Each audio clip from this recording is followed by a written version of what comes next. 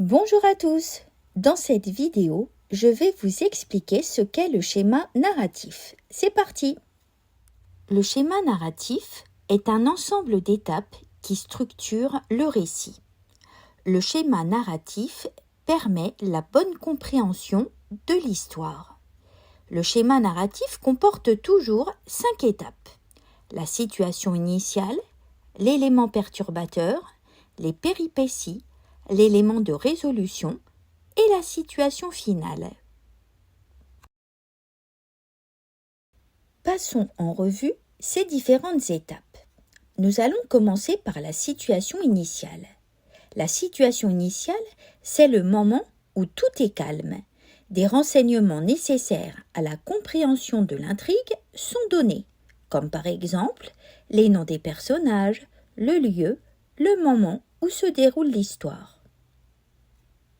La situation initiale répond aux questions qui, où, quand, quoi.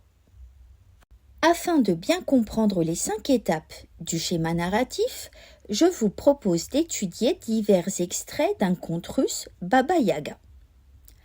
Dans la maisonnette d'un village vivait une petite fille qui n'avait plus de maman. Son père, qui était déjà assez vieux, se remaria. Mais il ne sut pas bien choisir. Sa nouvelle femme n'était pas une vraie maman, c'était une marâtre. Elle détestait la petite fille et la traitait mal. Comment faire pour m'en débarrasser, songeait la marâtre. Vous constatez que, dans ce début de conte, des renseignements essentiels sont donnés afin que le lecteur comprenne l'intrigue. Nous avons des renseignements sur le lieu, mais aussi sur les personnages et sur les liens qui les unissent. C'est donc la situation initiale. Continuons avec la deuxième étape du schéma narratif, l'élément perturbateur ou déclencheur.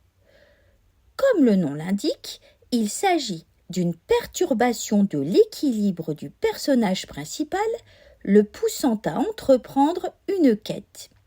L'élément perturbateur ou déclencheur est le problème que le personnage principal rencontre.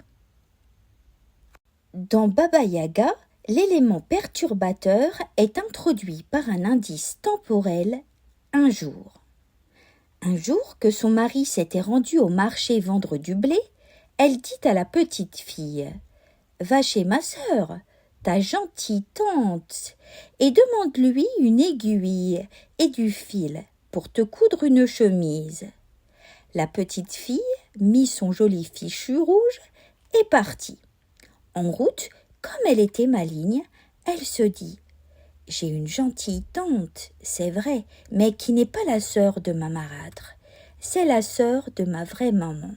J'irai d'abord lui demander conseil. » Nous constatons que la protagoniste est avisée, elle est en quête, demander conseil à sa tante avant d'aller chez Baba Yaga. Troisième étape du schéma narratif, les péripéties. Les péripéties sont des actions et des réactions provoquées par l'élément déclencheur. Nous remarquons les péripéties grâce à des changements de lieu ou de temps. Voici les différentes péripéties dans Baba Yaga. Sa tante la conseille. La petite fille applique ses conseils lorsqu'elle est chez Baba Yaga. La petite fille s'enfuit. Baba Yaga la pourchasse. La petite fille rentre chez elle. Vous constatez que la protagoniste vit de nombreuses aventures. Quatrième étape du schéma narratif, il s'agit de l'élément de résolution. L'élément de résolution intervient un peu avant la fin du récit. C'est ce qui permet au héros ou à l'héroïne de réussir enfin sa quête après toutes ses aventures. L'élément de résolution dans Baba Yaga est le suivant. Il lui demanda D'où viens-tu, ma petite ? Ah, dit-elle, petit père, ma mère m'a envoyé chez ma tante chercher une aiguille et du fil pour me coudre une chemise. Mais ma tante, figure-toi que c'est Baba Yaga, la cruelle ogresse. Et elle raconta toute son histoire. Le vieil homme était en colère. Il prit son fusil de chasse et tua la marâtre. Terminons avec la situation finale. Comme son nom l'indique, la situation finale, c'est la fin de l'histoire. La situation finale correspond à un retour à la normale. Le héros ou l'héroïne a atteint son objectif. Il ou elle reprend une vie tranquille. Il n'y a plus de problème. La situation finale correspond à ces deux phrases dans notre conte Baba Yaga.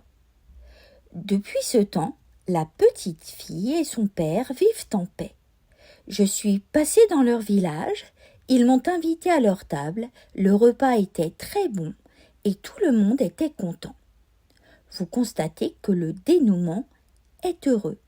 Les personnages connaissent un nouvel équilibre.